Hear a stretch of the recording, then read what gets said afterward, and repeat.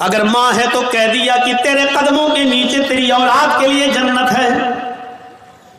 اگر بیوی ہے تو کہہ دیا جو تم کھاؤ وہ اپنی بیوی کو کھلاؤ، جو تم پہنو وہ اپنی بیوی کو پہناؤ. خبردار اپنی بیوی کے گال پر کبھی تھپڑ مت مارنا.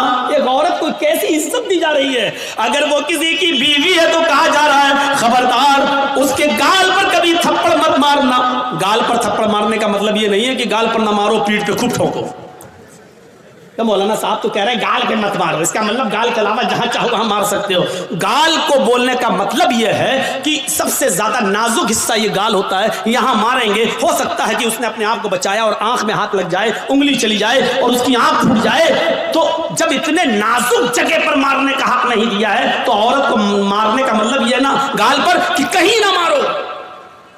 کسی کنڈیشن میں دیا ہے اجازت، ہم اس طرف ابھی نہیں جانا چاہتے ہیں. پرمیشن دی ہے کسی کنڈیشن میں، لیکن اس میں بھی اتنے احتیاط کے ساتھ کہ تم ہلکی پھلکی مار سکتے ہو، وہ بھی تب جب آپ کی بیوی آپ کے منع کرنے کے باوجود اور پنچایت کا فیصلہ ماننے کے باوجود بھی آپ کے علاوہ کسی دوسرے مرد کو اپنے بستر پہ بلاتی ہے اور اس کے ساتھ رنگ رلیاں مناتی ہے اور سمجھانے کے باوجود بھی نہیں مانتی ہے. تو اب ایک آخری راستہ یہ ہے کہ اس کو ہلکی پھلکی مار سکتے ہو، لیکن اس وقت بھی گال پر نہیں، اور اتنی بھی نہیں کہ پیٹھ پر لکڑی اور ڈنڈوں کے نشان بن جائیں، اتنا بھی نہیں. اور جب آپ کی اس مار سے بھی وہ راستے پہ نہ آئے تب آپ طلاق کے بارے میں سوچیں، اور اس میں بھی مہلت دی کہ ڈائریکٹ 3 طلاقیں مت دو، طلاق ڈائریکٹ اس کو بندوق کی 3 گولی اس کے اوپر مت دھمک دو کہ بیچاری کی جان ہی چلی جائے. اس کنڈیشن میں بھی بتایا کہ اس کو 1 طلاق دو جب وہ حالت طہر میں ہو، پاکی کی حالت میں ہو، اور پھر سوچنے اور سمجھنے کا موقع دو.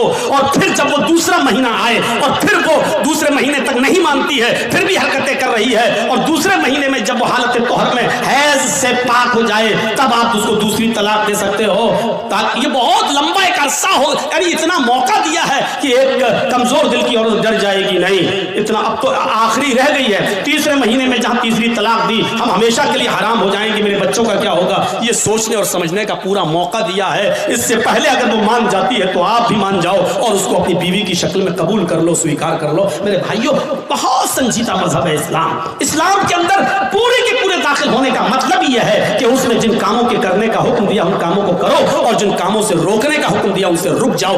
یہی ہے اسلام. حضرت معاذ ابن جبل فرماتے ہیں کہ اللہ کے نبی صلی اللہ علیہ وسلم نے مجھے 10 باتوں کی نصیحت فرمائی، مجھے 10 باتوں کی وصیت فرمائی.